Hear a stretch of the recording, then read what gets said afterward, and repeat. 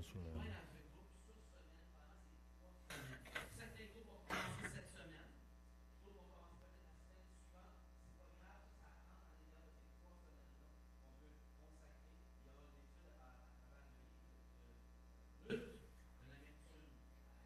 Ok. I'm okay. And you? You okay? You were talking with someone? You were talking with someone?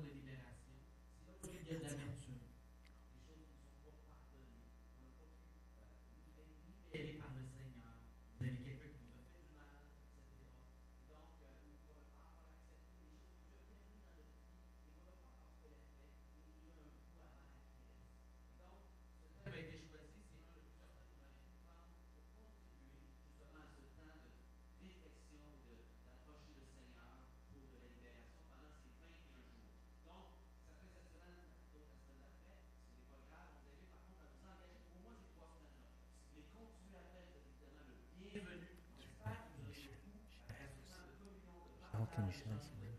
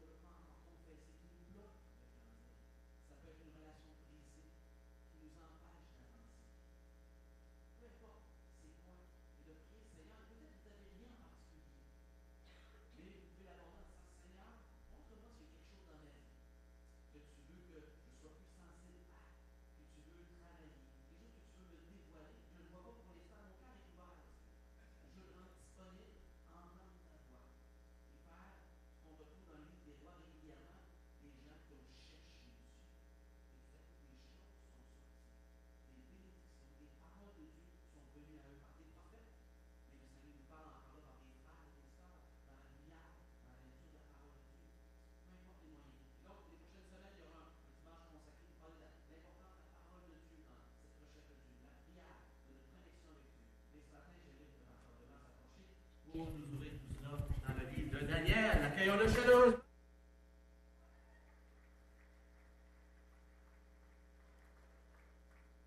Ah, 60 ans, mais hein? Encore capable de courir. Yes. Tiens, on va juste me mettre à l'aise un peu ici. Whoop, whoop, whoop, hum. Voilà. On va baisser ça un petit peu. En forme, tout le monde?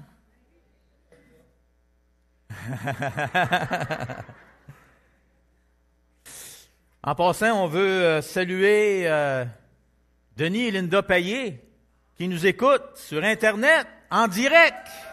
Wouhou! Allez, on les applaudit. Salut Denis, salut Linda! Et c'était 25 ans? C'est ça? 25 ans? Bravo! 25 ans! C'est bon. Lâchez pas, même si vous êtes en Floride.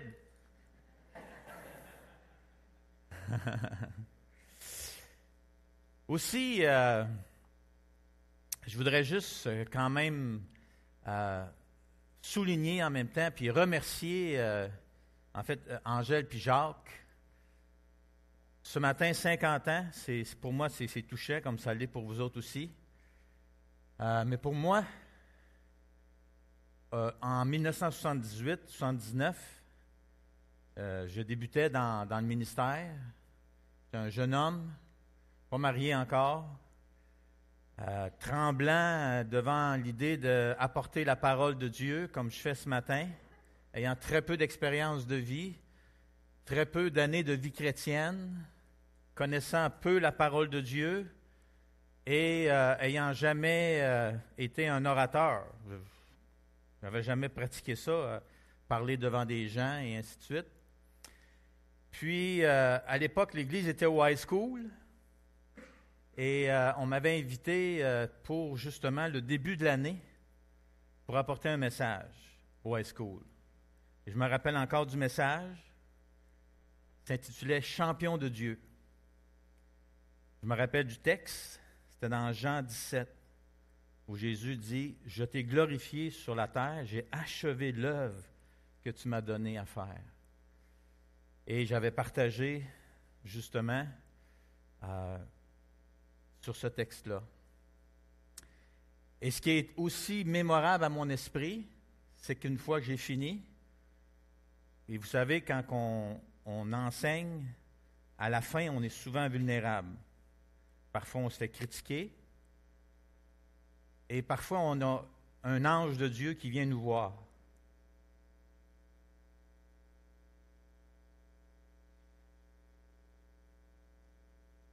Et ce matin-là, étant un jeune homme, j'avais besoin d'un champion de Dieu. Et Jacques est venu me voir après le message. Les larmes aux yeux. Pour venir me remercier, moi, de ce que je venais d'enseigner. Et de dire ceci. J'en reviens pas qu'un jeune homme de ton âge puisse enseigner comme ça. Mais pour moi, je sais que ce n'était pas un grand enseignement. C'était ce que je pouvais apporter. Et vous savez, je me rappelle les premières fois que j'enseignais, dont cette fois-là, moi, quand j'arrivais après 30 minutes, j'avais tout dit ce que j'avais à dire. Il n'y avait plus rien sur ma feuille. C'est plus tellement mon cas. Souvent, il faut que... Parce que c'est différent aujourd'hui, avec l'expérience, avec ce que Dieu fait. Mais juste pour vous dire, pour moi et Jacques, je tiens à te remercier. Je tiens à te remercier d'être encore là. Pour moi, tu es un champion de Dieu.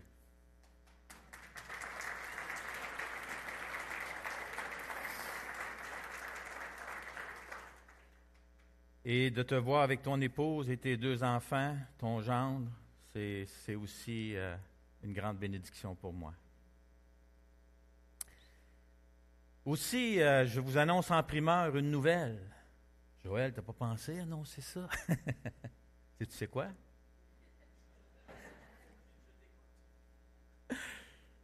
C'est qu'en 2018, on va célébrer ensemble les 30 ans de notre existence sur le boulevard des Forges.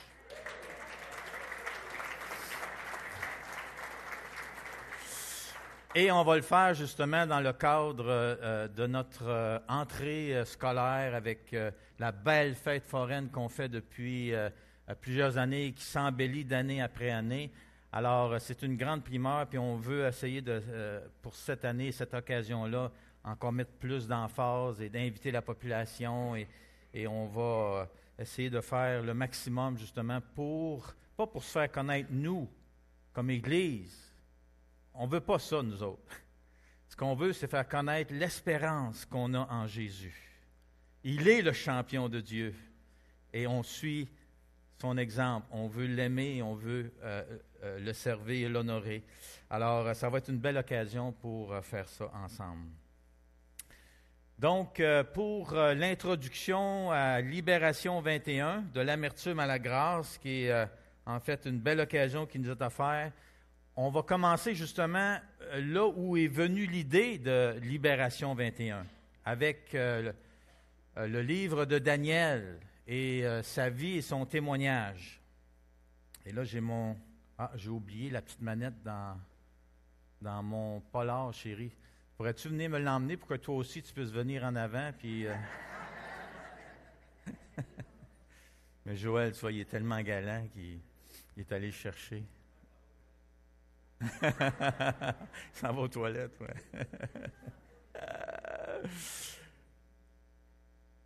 On a du plaisir ensemble. C'est le fun d'œuvrer ensemble et la continuité, vous savez, dans le service, c'est tellement un plaisir et ça ne s'achète pas et ça a tellement des bénéfices, c'est incroyable et on loue Dieu pour ce qu'il nous donne de vivre ici à Trois-Rivières. Alors, la suite. Là, je vais essayer de faire avancer cette affaire-là. Il n'y a pas beaucoup de succès, moi, avec... okay. Ah, voilà. Et j'ai intitulé pour l'introduction, pour ce matin, avec justement Daniel, et je pense que vous comprenez de quoi il s'agit ici. Hein? Il y en a ceux qui ne savent pas à quoi ça fait référence, cette diapositive-là? Ça serait le prophète Daniel. Et quelque chose qu'il a vécu pendant qu'il était en exil à Babylone, c'est ce qu'on appelle la fosse aux lions. Hein?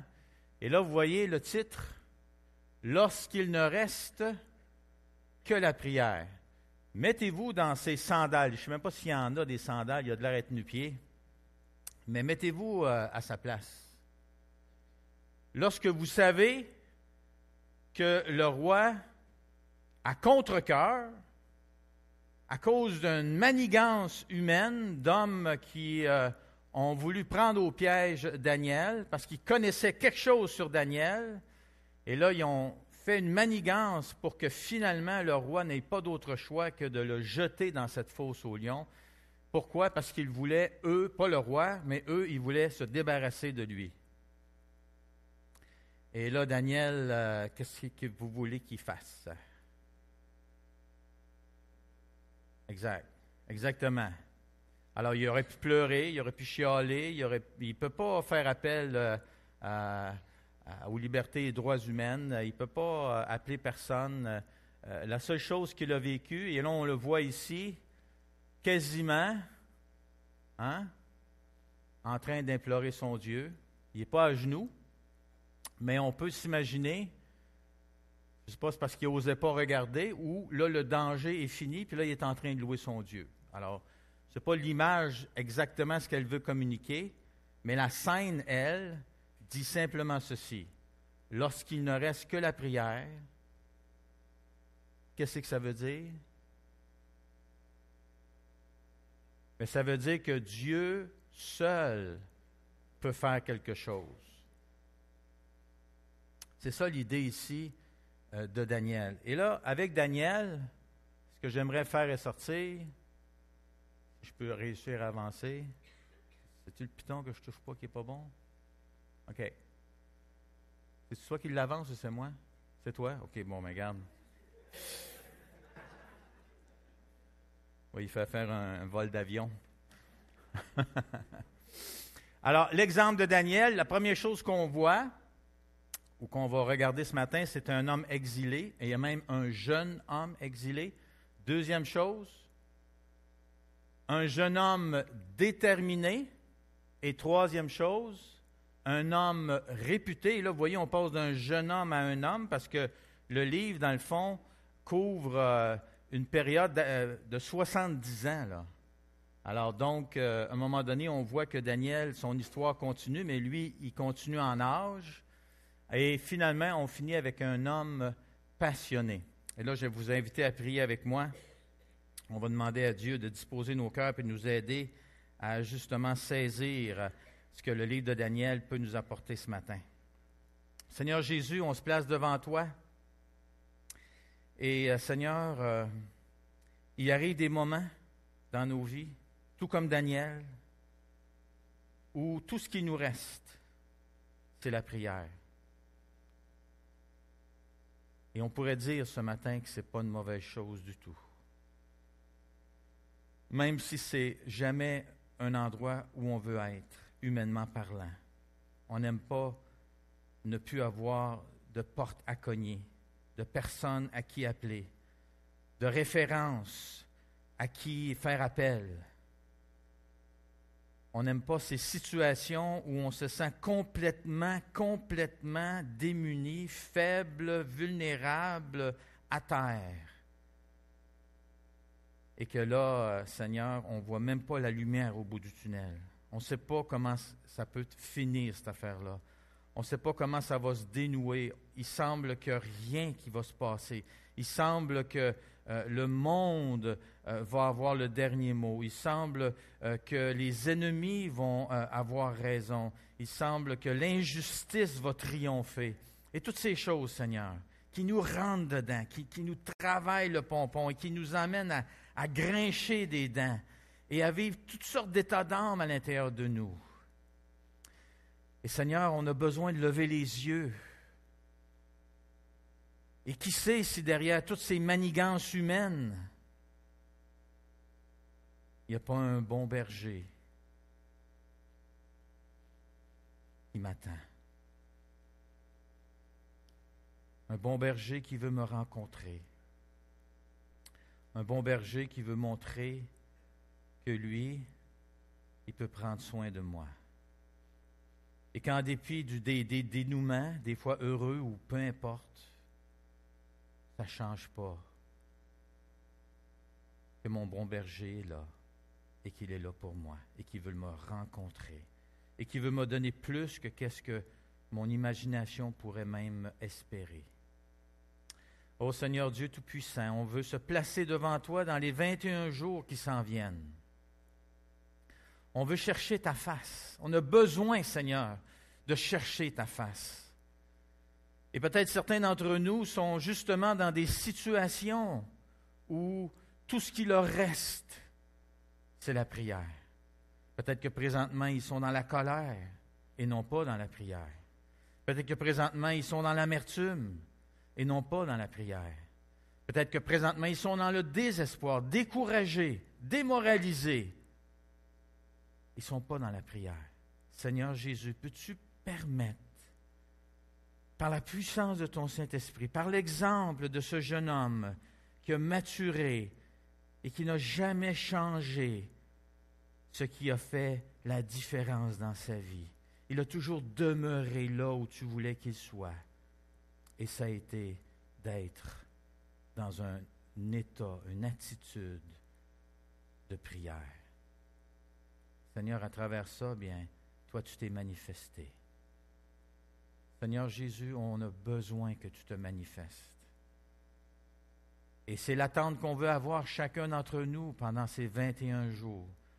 Pas que notre agenda soit rencontré, pas que nos désirs soient accomplis, pas que nos idées soient mises de l'avant et triomphantes, mais que toi, Seigneur, tu nous rencontres, que toi, tu te manifestes et que toi, tu nous montres ce que tu as pour nos vies comment toi tu veux être glorifié à travers ces situations où on est désespéré, où on est rendu au bout du rouleau, où on ne voit pas la lumière au bout du tunnel.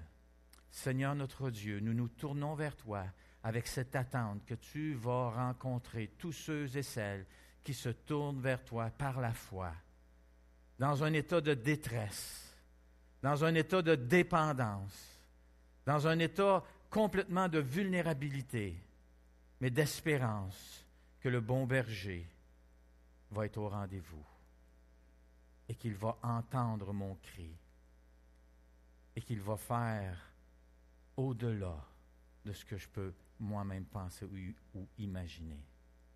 Alors Seigneur, c'est avec cette espérance que nous nous tournons vers toi ce matin et pour ta gloire. Amen. Alors Daniel, un jeune homme exilé. Vous savez, il y a une question, et là peut-être juste la prochaine diapo. Et ça, c'est ce que j'aimerais faire ressortir avec le temps que j'ai ce matin. Répondre à cette question, c'est qu'est-ce qui était derrière sa détermination, sa réputation et sa passion. Il y avait quelque chose que Daniel avait qui, justement, a dirigé ou a inspiré sa détermination, sa réputation et sa passion. Et c'est ça que j'aimerais faire ressortir.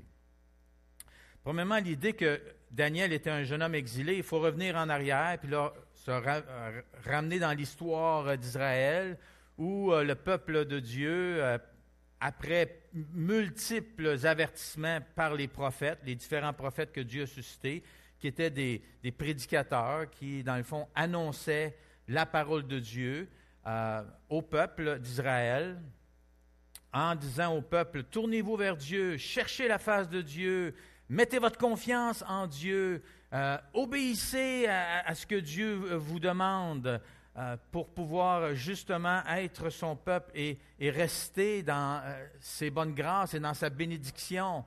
Mais là, le peuple, à multiples reprises, a fait sourde oreille. Parfois, ils se repentaient, et là, ils retournaient dans leur désobéissance, dans leur idolâtrie, entre autres. Il y avait beaucoup d'idolâtrie parmi le peuple d'Israël. Et dans le fond, l'idolâtrie, c'est quoi? C'est de mettre notre confiance en autre chose qu'en Dieu, mettre notre affection, notre amour en autre chose qu'en Dieu lui-même. Et là, ça peut être multiples choses, ça peut être des statues, comme ça peut être de l'argent et ainsi de suite. Donc, l'idolâtrie a de multiples visages. Mais essentiellement, à un moment donné, le peuple, à force de faire la sourde oreille, Dieu a envoyé une armée contre Jérusalem, parce qu'ici, il restait seulement les 2 tribus du sud. Les 10 tribus du nord avaient déjà été déportées. Et là, il restait les 2 tribus que Dieu avait encore gardées parce qu'il y avait des rois qui s'étaient tournés vers Dieu, qui avaient accepté justement de se repentir et de chercher la face de Dieu. Alors, pendant au moins 100 ans, les 2 tribus du sud ont été préservées de l'ennemi, de l'invasion. Mais là, à ce moment-là, malheureusement, Dieu a envoyé Babylone, Nebuchadnezzar. Et là, il est venu, puis là, il a pris essentiellement tout ce qu'il y avait de meilleur. Et entre autres, les jeunes hommes de qualité que la parole de Dieu nous donne. Et donc, Daniel faisait partie de ces jeunes hommes, on pourrait dire, prometteurs. Que pour Babylone, eux autres, dans leur politique, la façon qu'ils faisaient ça, alors ils prenaient ces gens-là de d'autres partout, pas juste Israël, mais de tout partout, les peuples autour qui étaient conquis par eux. Alors là, ils emmenaient les meilleurs éléments, ils les emmenaient à leur école et ils les formaient. Et pendant 3 ans, ces gens-là étaient exposés aux meilleurs éducateurs, à ce qu'il y avait de meilleur comme éducation à l'époque, en vue qu'ils un jour servent le roi. Et là, donc, ici, le peuple est déporté en 586 à peu près avant Jésus-Christ. Et là, le chapitre 1 nous introduit Daniel et ses 3 compagnons. Les 4 étant juifs, naturellement. Et là, faisant partie de cette formation, leur était imposée une nouvelle langue, une nouvelle culture, une nouvelle façon d'être, une nouvelle façon de s'habiller et aussi une nouvelle façon de manger. Donc, ces privilégiés-là avaient droit à manger les mets privilégiés du roi, de tout ce qui était servi pour ceux qui étaient de la classe, on pourrait dire, supérieure, privilégiée. Mais là, Daniel et ses compagnons avaient un problème. C'est que la nourriture en question, les aliments qui étaient servis, il y en avait parmi ça qui étaient des aliments qui étaient considérés par le peuple de Dieu et par Dieu particulièrement, qui avait dit à son peuple, ces aliments-là, vous ne les mangerez pas. Vous n'en mangerez pas de ces choses-là. Ils sont souillés. Donc, si vous mangez ces aliments-là, vous allez désobéir à l'Éternel. Maintenant, il faut comprendre que Daniel et ses compagnons, ils ont à peu près 16 ans. OK? Ils sont jeunes, là. Donc, peut-être un petit peu plus vieux, peut-être même un peu plus jeunes. Mais on va dire 16 ans. Pas vieux, là. Pour nous, c'est des adolescents. Pour eux, pour les Juifs à l'époque, c'était déjà des jeunes adultes. C'était déjà considérés comme étant responsables devant Dieu sous la loi. Qu'est-ce qu'ils vont faire? Comment vont-ils se comporter? Est-ce qu'ils vont faire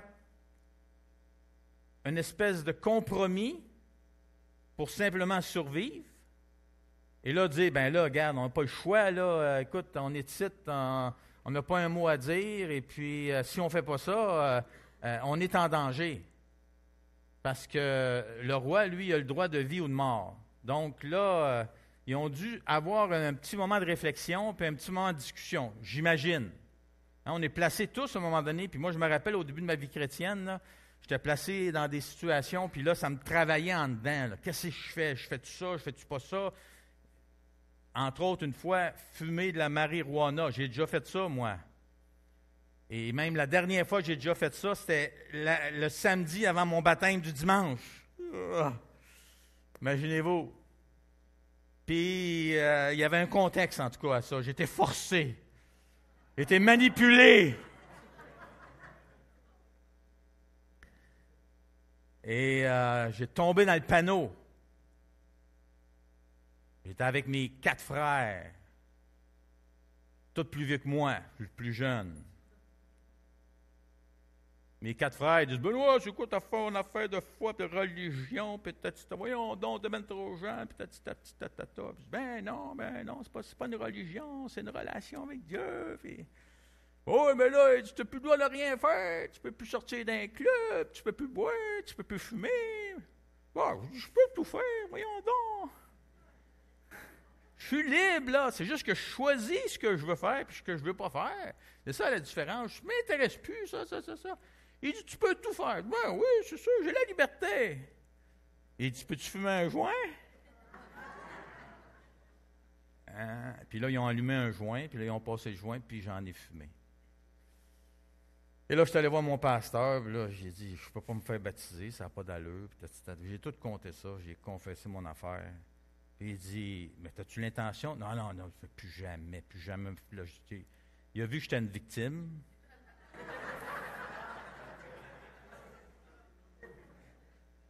Et il m'a donné l'absolution. Ils ne sont pas appelés ça de même. Mais il a dit, Benoît, t'as-tu demandé pardon au Seigneur? Il dit, ah oui, je regrette tellement. Puis tu sais, j'étais tout à l'envers. Aussitôt j'ai touché à ça, j'étais tout à l'enver. Je ne sais même pas si j'ai gelé, je ne me rappelle plus. Mais une chose est sûre, je savais que c'était pas correct. Je savais que je ne devais pas toucher à ça. Je savais que c'était pas pour moi. Le Seigneur me l'avait déjà montré, puis tout ça. Mais là, vous voyez, mais autrement dit, ici, c'est toute une situation là, qui sont exposés. Là. Pensez-y, là, ils n'ont plus leurs parents autour d'eux autres. Là. Ils n'ont plus personne pratiquement de leur groupe. Ils sont 4 qui nous disent. C'est un petit groupe là, de 4. 4 jeunes. Hein? Et là, qu'est-ce qu'on fait? On touche-tu à ça, on y touche pas? Comment on organise ça? Puis là, finalement, qu'est-ce qui s'est passé? Mais Daniel a eu une idée. C'est pas qu'ils n'ont pas touché. C'est vrai qu'ils n'ont pas touché, mais Daniel a eu une idée brillante. Son idée, c'était quoi? Il est allé voir l'eunuque qui s'occupait d'eux autres et qui devait s'assurer, parce que lui, l'eunuque, là, sa vie is on the line. Sa vie est en danger, là. Si moi, je vous présente devant le roi et vous avez de l'air des imbéciles, vous avez de l'air morfond, vous avez de l'air malade, Mais moi, le roi, il va me regarder, qu'est-ce que tu as fait avec ces jeunes-là? Comment ça qu'ils ont de l'air de même? Hey, toi, débarrasse, j'ai plus besoin de toi, puis c'est fini. Fausse au lion. Ou peu importe. Comprenez? Fait que l'eunuque, lui, là, il n'est pas fou non plus, là, puis les autres, ils sont rien pour lui, là. Il les connaît pas, c'est pas des membres de la famille, là. Il ne veut rien savoir d'eux autres. Eux autres, c'est des exilés. Mais il leur dit, écoute, garde, teste-nous. Fais-nous passer un test. Pas trop long, 10 jours. Puis, nous autres, on va manger seulement certaines affaires avec lesquelles on est à l'aise, mais on ne touchera pas au mets du roi. Puis là, l'eunuque, il dit, OK. Et là, après 10 jours, qu'est-ce qui s'est passé? Wow! Non seulement il avait de l'air correct, mais il avait de l'air mieux que les autres qui avaient mangé les mets du roi. Maintenant, ma question, moi, c'est la suivante. D'où ça vient, ça? Que Daniel et les autres ont eu cette idée-là. Hein? Et que l'idée a fonctionné. Vous voyez, ils ont agi fondamentalement en fonction de ce que Dieu est en train de faire dans leur vie. Et donc, il devait se passer quelque chose au niveau du cœur de Daniel et même de ses compagnons. Et c'est pour ça que la première chose qu'on voit dans le texte, et ça c'est au chapitre 1, verset 8, c'est que la toute première chose qu'on voit dans la vie de Daniel, c'est sa détermination à honorer son Dieu coûte que coûte. Et là, son exemple devrait nous encourager, nous aussi, à honorer notre Dieu coûte que coûte. Ça dit au verset 8 que Daniel résolut dans son cœur de ne pas se souiller avec la nourriture du roi. Où est-ce qu'il est allé chercher cette détermination? Où est-ce qu'il est allé chercher cette force intérieure de mettre Dieu en premier dans sa vie? Où est-ce qu'il est allé chercher cette idée brillante de suggérer un test? D'où ça venait tout ça? Parce qu'ils sont en captivité, ils sont jeunes, ils sont vulnérables, ils n'ont aucune protection, personne pour les soutenir. En fait, Daniel était un peu comme tout nu, littéralement.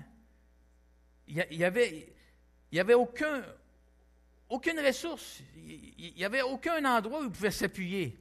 Il était probablement le temps dans sa vie, étant jeune en plus, puis là, exilé dans un autre pays, sous un règne d'un roi vicieux qui était narcissiste. Il va se faire même construire une grosse statue à sa gloire, pour que tout le monde voit à quel point il est grand, il est fort, il est puissant. Alors, un Dieu qui ne pense qu'à lui-même, et lui, Daniel, dans le fond, il n'y a plus rien. Et si même, pensons-y, là, il n'y avait non seulement plus de famille, mais il n'y avait même pas d'église, de temple, dans son cas à lui. Il n'y avait plus de mentor, de soutien spirituel. Il n'y en avait plus. À ce moment-là, il n'y avait même pas accès aux écrits sacrés. Pensons-y, là, il n'y avait plus rien. Il n'y avait même pas une portion des Écritures avec lui. C'était impossible. C'était des rouleaux.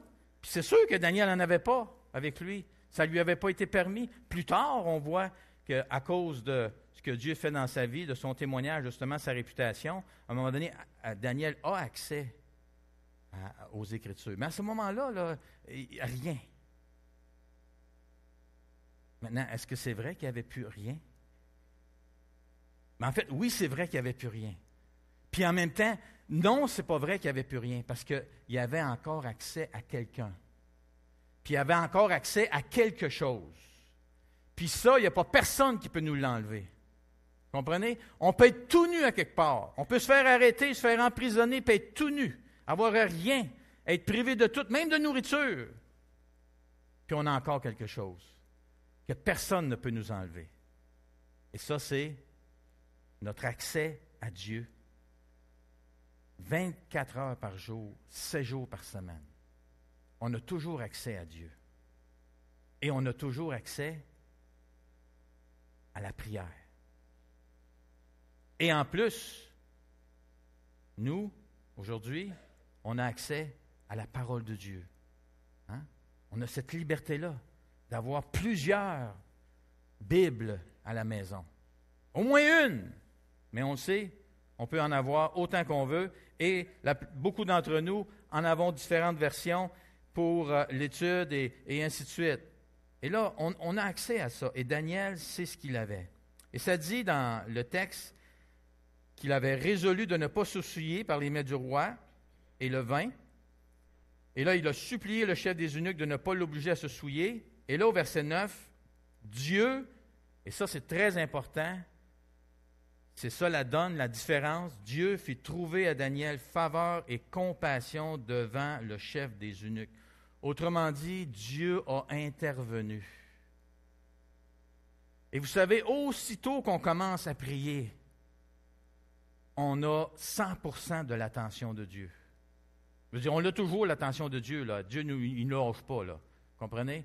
Mais quand on prie, et quand notre prière est un cri du cœur, quand notre prière est le reflet qu'on n'a plus rien d'autre, mais on a la prière, on a Dieu, eh bien, je peux vous dire qu'il se passe quelque chose. Et le livre de Daniel même nous montre justement qu'il se passe quelque chose. Alors, non seulement Daniel est un homme déterminé à honorer son Dieu, mais on voit aussi qu'il a une réputation. Et là, ici, c'est dans Daniel 6, je vais vous lire le verset 11. Et vous allez voir, ce n'est pas à un moment unique de sa vie, mais on voit que justement sa réputation montre que c'était là depuis longtemps et que c'était là à tous les jours.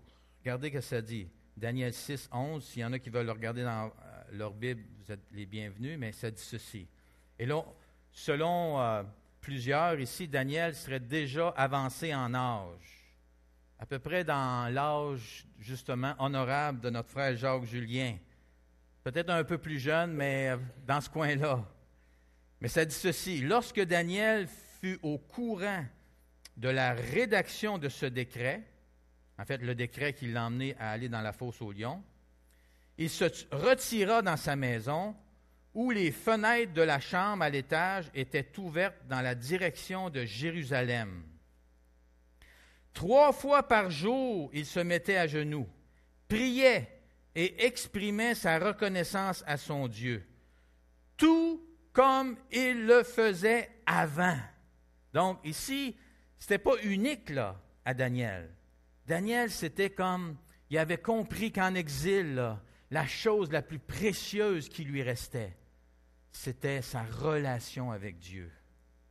Et là, ce que je voudrais démontrer ce matin, c'est que derrière sa détermination, derrière sa réputation et même sa passion qu'on va voir un peu plus tard, ce qui était derrière ça, c'était son attachement à son Dieu. Et ici, on le voit par le fait qu'il prenait du temps à rencontrer Dieu. Pour lui, ce n'était pas un exercice religieux ici, là. C'est pas qu'ici il est en train de suivre quelque chose qui est écrit à quelque part dans les Écritures, qu'il faut que tu pries 3 fois par jour ton Dieu, parce que sinon, il y a quelque chose qui ne marche pas entre toi et ton Dieu. Non, ici, c'est vraiment quelque chose que Daniel a eu à cœur de faire, et de prendre ces 3 temps-là dans sa journée, et particulièrement de consacrer un temps dans la prière. Et c'est ce que Daniel a fait.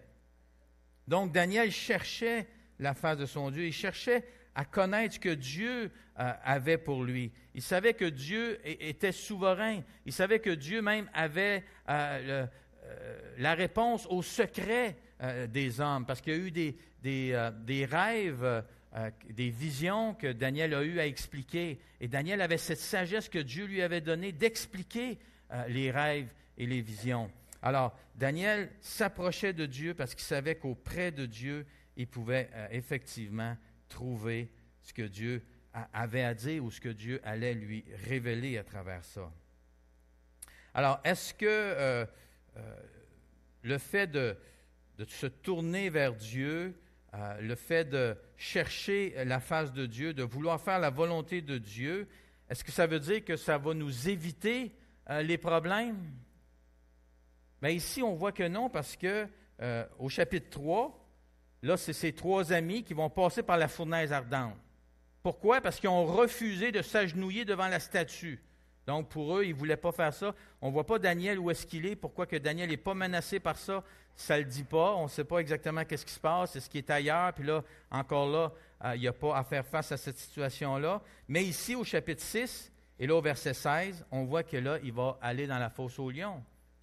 Parce qu'à cause du fait qu'il prie, et là, ceux qui avaient tendu un piège vont justement le dénoncer. Et là, le roi n'aura pas d'autre choix que de dire, bien, il y avait un décret, puis selon le décret, tu n'as pas le choix. Alors, le livre de Daniel témoigne avec éloquence de l'importance et de l'indispensabilité de la prière dans les moments de détresse et les situations les plus désespérées. Ça, c'est ce qu'on voit dans le livre de Daniel. Oui, Daniel prie 3 fois par jour, mais ici, ce n'est pas comme une discipline spirituelle qu'il faut voir ça, mais comme étant son désir de rencontrer son Dieu et de le faire de cette façon-là. Donc, l'attachement à son Dieu était la source derrière sa détermination et sa dévotion à Dieu, et même sa réputation. Vous savez, j'ai pensé faire l'exercice en regardant Daniel, puis je me suis dit, je sais que j'en ai vécu des moments de détresse, puis des moments de détresse où la seule chose qui me restait, c'était la prière. Là, je me suis dit, j'en ai vécu combien de ça? Quand est-ce que c'est arrivé, ces affaires-là? Puis là, je me suis mis à les écrire, puis là, après ça, je les ai mis sur une feuille. Et vous savez combien j'en ai répertorié? Depuis 1976, au moment où j'ai accepté Jésus comme mon sauveur personnel, aller jusqu'à aujourd'hui, en 2018. Savez-vous combien j'en ai répertorié? 12. 12 moments de détresse où la seule chose qui me restait, c'était la prière. Et vous savez, quand j'ai fait cet exercice-là, puis là, je l'ai partagé aussi à mon épouse, et là même, il y en avait un qui manquait dans la liste, puis elle a dit « Hey, Benoît, t'as pas... » Ah oui, c'est trop vrai, celle-là. C'est possible qu'il y en ait plus que 12. Mais ces 12-là, en tout cas 11, me sont venus très rapidement. Puis là, quand mon épouse m'a parlé du 12e, alors je dis, ah oui, c'est vrai, ben oui, celui-là aussi, c'est absolument, boy, ben trop vrai. Et j'avais déjà partagé même ici, à un moment donné, par rapport à cette situation-là. Mais vous savez, quand je regardais ça, là, ça a commencé assez tôt, dès 1977. Puis ensuite, ça s'est poursuivi dans les années 80. Dans les années 90 et jusqu'à dans les années 2000. Et j'en vis une présentement, depuis quelques années. Mais ce que je vois dans ça, vous voyez, il y en avait qui touchaient, par exemple, à ma situation de couple.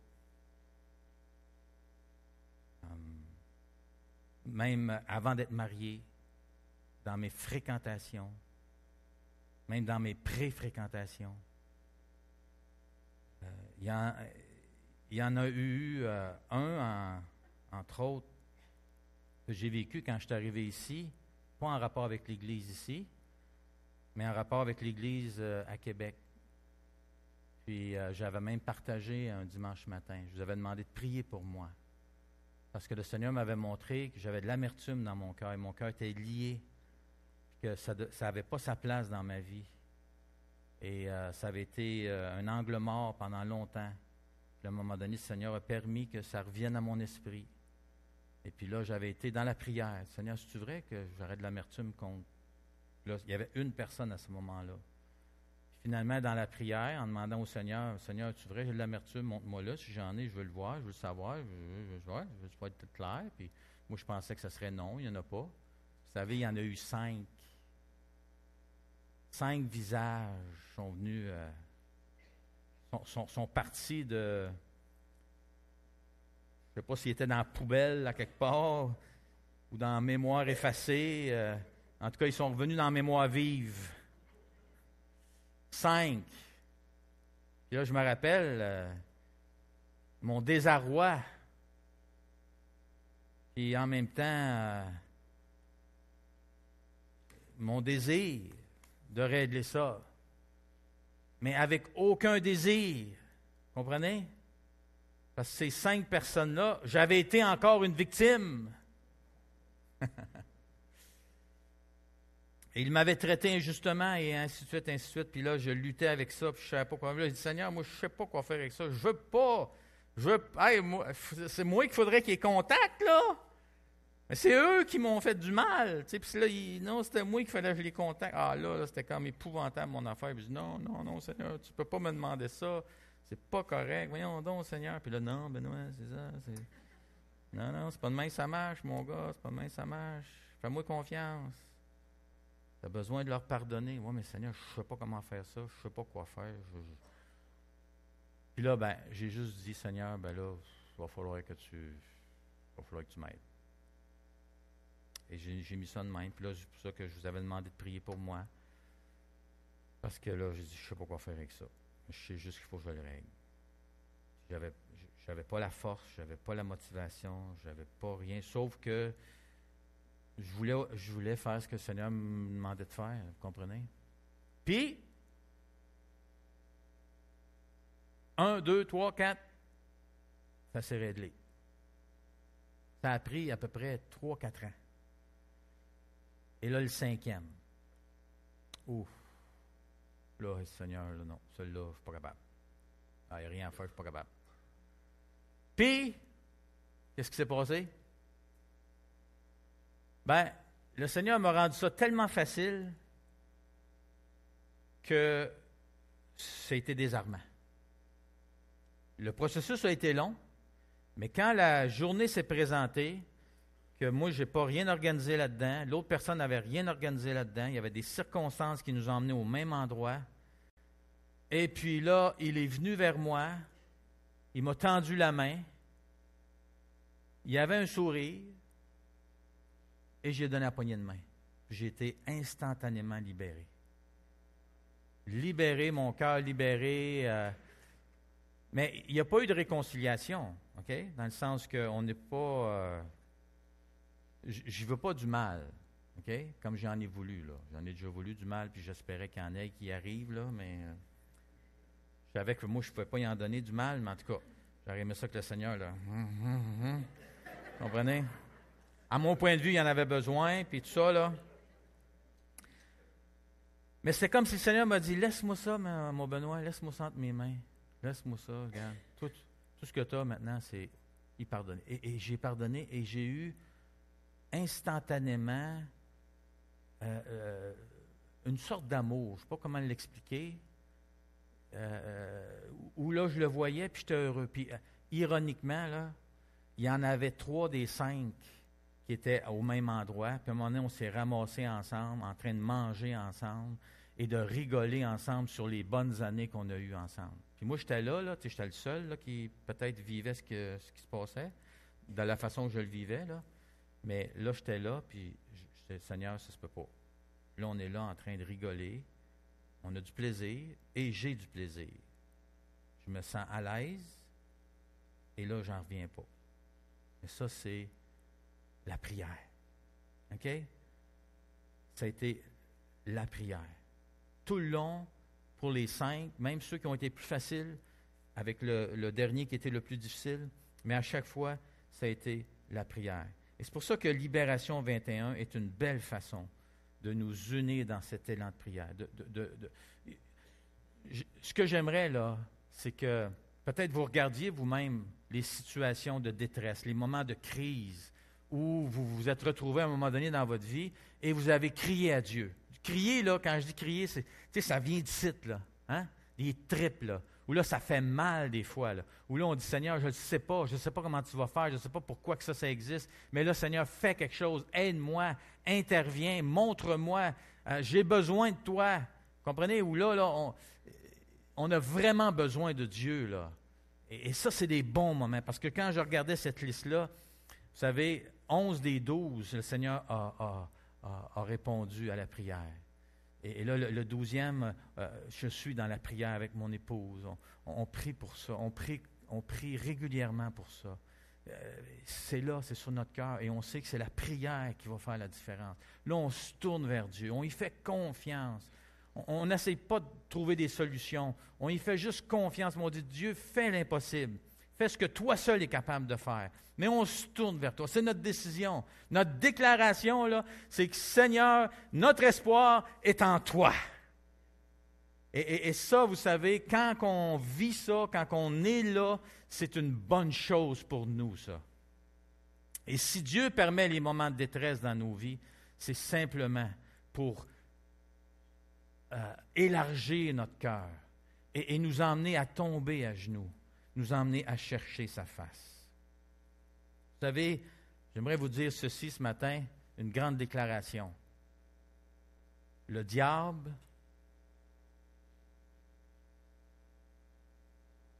a une allergie. Vous ne voyez pas ça dans la Bible, hein? C'est une grande vérité. Le diable a une allergie. Savez-vous c'est quoi son allergie? La prière. Exact. Alors ça, c'est la prière lorsqu'elle est notre dernier recours. La prière, lorsqu'elle vient d'un cœur qui est complètement là, en attente que Dieu agisse, que Dieu seul est en mesure d'agir. Cette prière qui est un cri du cœur et des louanges qui viennent avec ça, en disant, Dieu, tu es tout-puissant, Dieu, tu es grand, Dieu, tu es vrai, Dieu, tu es unique, et Dieu, je place ma confiance en toi. Vous savez, le diable ne peut pas demeurer dans une atmosphère où il y a de la prière. Un peu comme une allergie. Hein? Quand il y a une allergie, comme nous, on a une de nos filles qui a une allergie, puis quand ça vient le temps, chaque année, ben, le nez qui coule, ça mouche, puis ainsi de suite, ça ne lâche pas. Hein? Puis c'est dur parce qu'il y en a dans l'air. Joël aussi, je pense, hein, qu'il y a une allergie comme ça. Et c'est pas le fun, là, tu sais, parce que tu n'arrives pas à t'en débarrasser. Tu voudrais t'en débarrasser. Et honnêtement, là, le diable n'aime pas nous voir nous approcher de Dieu et nous voir nous confier en Dieu, que tout notre cœur y est, puis ainsi de suite. Et finalement, Daniel était aussi un homme passionné. Vous savez, les lois babyloniennes incitaient les Juifs à désobéir à Dieu. Ça faisait partie de leur culture. Leur système éducatif et culturel incitait les Juifs à adorer d'autres dieux et à rejeter leur attachement au Dieu d'Israël. Pourtant, Daniel, son nom veut dire « Dieu est mon juge », qui fut renommé, justement, faisait partie du lavage de cerveau des Babyloniens, Belshazzar, qui veut dire « Bel protège le roi », Bel qui était un faux dieu. Il est demeuré attaché à son Dieu pendant toutes les années de son exil. Et là, Dieu lui a donné, comme j'ai dit tantôt, la capacité d'interpréter les rêves, mais aussi celle de déchiffrer les énigmes et de résoudre les questions difficiles. Et ça l'a attiré l'attention des gens. Et on le voit au chapitre 5, verset 12 et chapitre 6, verset 3 et 4. Et là, c'est ça qui a créé de la jalousie aussi, puis qui a amené des gens à vouloir se débarrasser de lui, puis ainsi de suite. Mais ce qui est vraiment... et c'est ça que j'aimerais attirer votre attention ce matin. Ce qui est surprenant ici, c'est ce qui a attiré l'attention des gens, ce n'est pas ce qui a attiré l'attention de Dieu. Autrement dit, Daniel, parce qu'il y avait des capacités exceptionnelles, et on le voit dans le texte, ces capacités-là venaient de Dieu. Là, les gens de Babylone et les supérieurs et même ses collègues qui étaient jaloux de lui ont vu ça. Puis ont été impressionnés, mais ce n'est pas ça qui a attiré l'attention de Dieu sur Daniel. Et on voit ceci, quand ça dit au chapitre 9, verset 18-19, on lit ceci sur Daniel. Il dit, « Mon Dieu, tends l'oreille et écoute. Ouvre les yeux et regarde nos ruines. Regarde la ville à laquelle ton nom est associé. En effet, ce n'est pas en nous appuyant sur nos actes de justice que nous te présentons nos supplications, mais en nous appuyant sur ta grande compassion. Seigneur, écoute.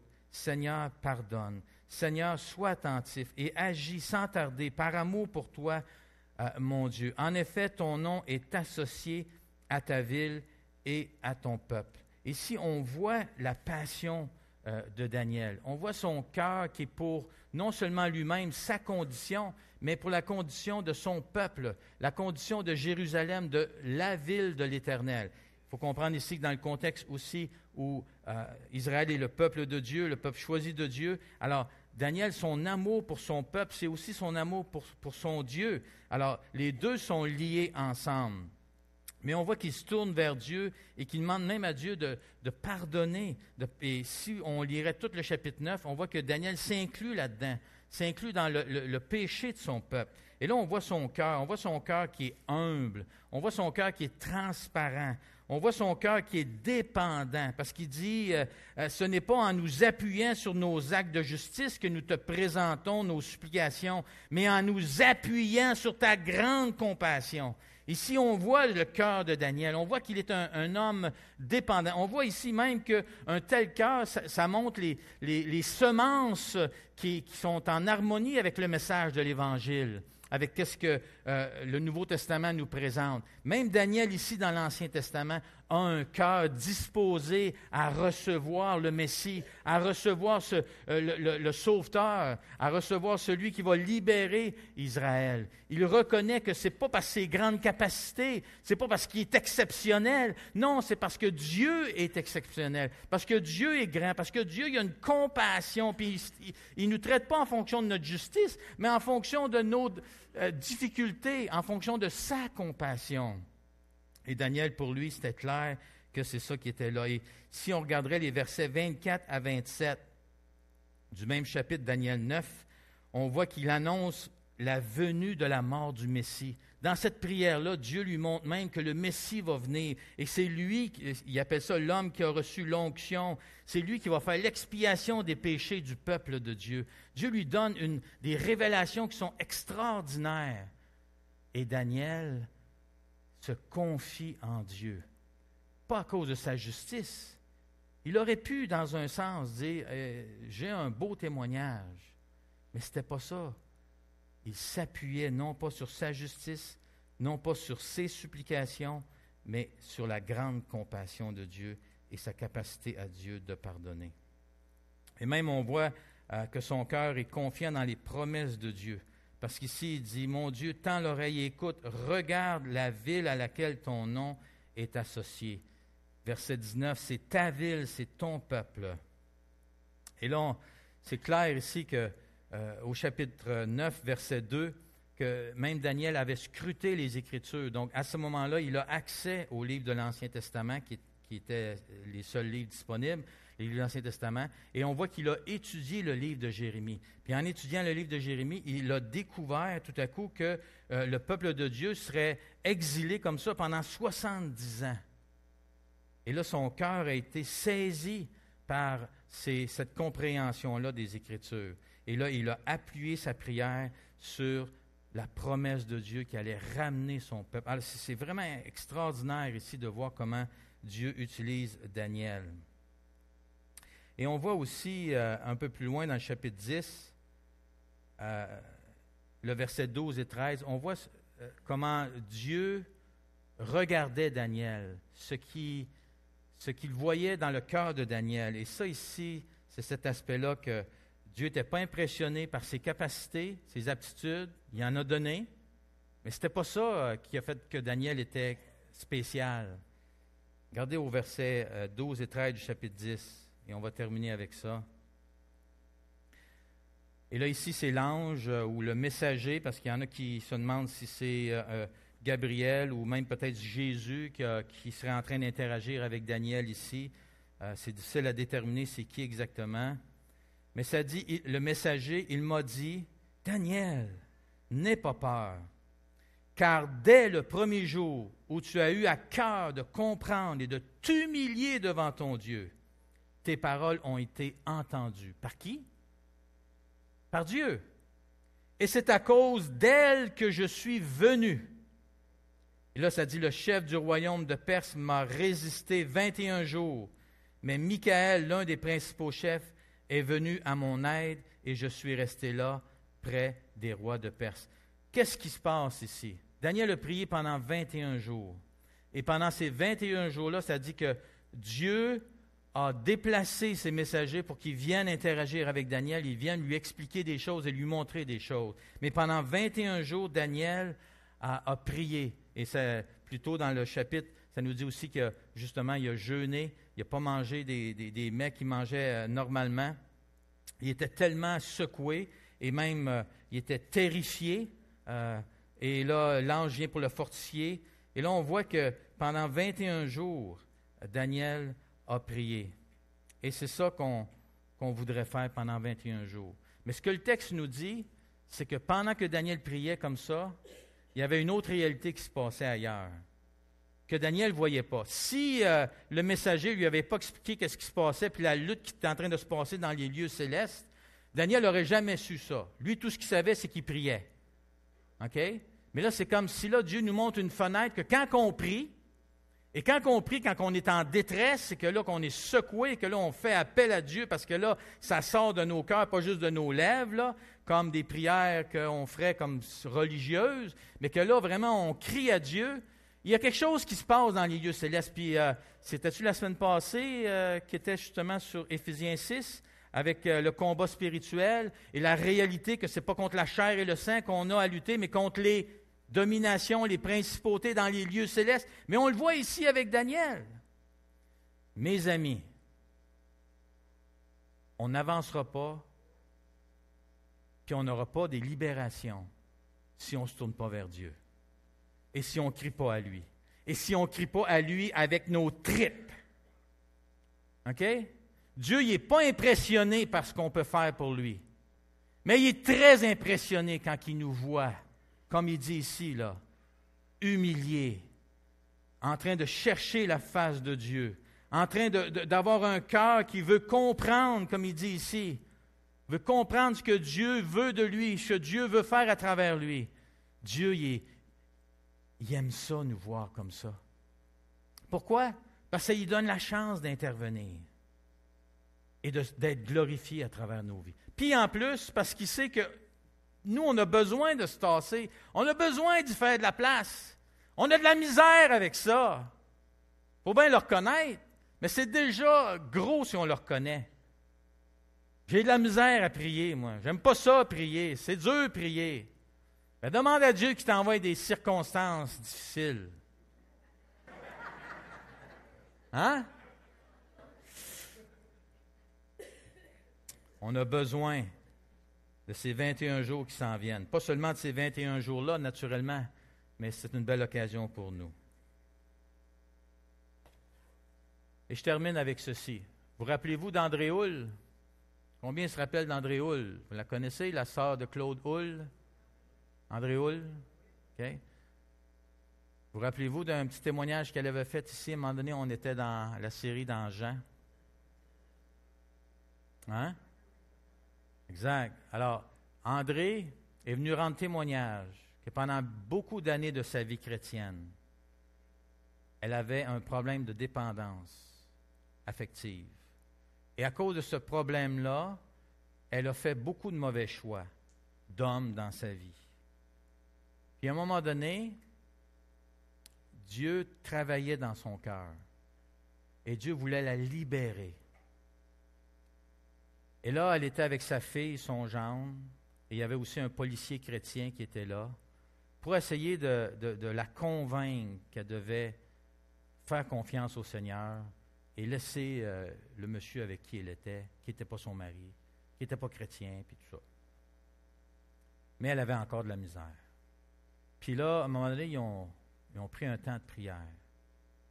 Puis pendant le temps de prière, sa fille a dit, « Seigneur, est-ce que ma mère va avoir besoin d'un 100e hélicoptère pour qu'elle comprenne, et qu'elle te fasse confiance? » Puis là, ça faisait référence à une histoire qu'on entend parmi les chrétiens. Là, tu sais, il y a un gros inondation, là, puis l'eau monte. À un moment donné, la personne est sur le toit, c'est un chrétien, puis il crie à Dieu, puis ah, libère-moi, libère-moi. Puis là, il y a un bateau qui passe, la personne n'embarque pas. Après ça, il y a une autre affaire qui passe, il n'embarque pas. Après ça, il y a un hélicoptère qui vient, puis il ne prend pas l'hélicoptère. Puis là, il arrive au ciel, puis il dit, Seigneur, comment ça fait que tu ne m'as pas répondu, tu ne m'as pas aidé? Puis là, le Seigneur dit, je t'ai envoyé un bateau, je t'ai envoyé ci, je t'ai envoyé un hélicoptère à la fin, puis chaque fois, tu as dit non. Comprenez-vous l'hélicoptère ici? Là? C'est que Dieu, dans le fond, lui montrait sa volonté par l'hélicoptère. Puis là, pendant qu'il prie comme ça, savez-vous ce qui s'est passé? Imaginez-vous, pendant qu'il priait, là.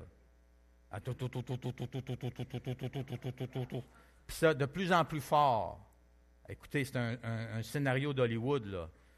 Et là, ils sortent dehors. Puis là, il y avait beaucoup de brouillard cette soirée-là. Ils sortent dehors pour voir une espèce de flash là, qui pointait vers le bas, puis ils entendaient du bruit au bout, puis là, le vent, puis tout. C'était un hélicoptère. Le gars, il était perdu. Et puis finalement, il a atterri dans la cour. Et puis là, la police est venue. Il y a eu une enquête là-dessus, puis tout ça. Mais là, imaginez-vous, là, ils se regardent les autres. Tu n'expliques pas ça aux policiers. Pas nécessaire. Mais André, elle a compris. Mais savez-vous, c'est quoi qui a fait la différence? La prière. La prière. La prière, c'est la ressource la plus importante et la plus indispensable. Prions ensemble. Seigneur Jésus, merci. Merci de nous donner la prière. Merci, Seigneur, qu'on a toujours accès à toi. Peu importe où on est, peu importe les circonstances, peu importe avec qui on est, peu importe que c'est approprié humainement parlant ou non, Seigneur, on a accès à toi et on peut venir vers toi. Seigneur, donne-nous de nous mobiliser dans les 21 jours qui viennent et même au-delà de ces 21 jours, mais de chercher ta face d'une façon intentionnelle, d'une façon intensive, d'une façon qui vient de notre cœur, Seigneur. Et je suis certain que plusieurs d'entre nous ont vu des situations où on aimerait voir ta main agir. Et bien, Seigneur, donne-nous de chercher ta face. Et la gloire te revient. La façon dont tu vas répondre te revient, Seigneur. Mais nous, notre décision, c'est de se tourner vers l'Éternel. Et à toi soit toute la gloire, Jésus. Amen.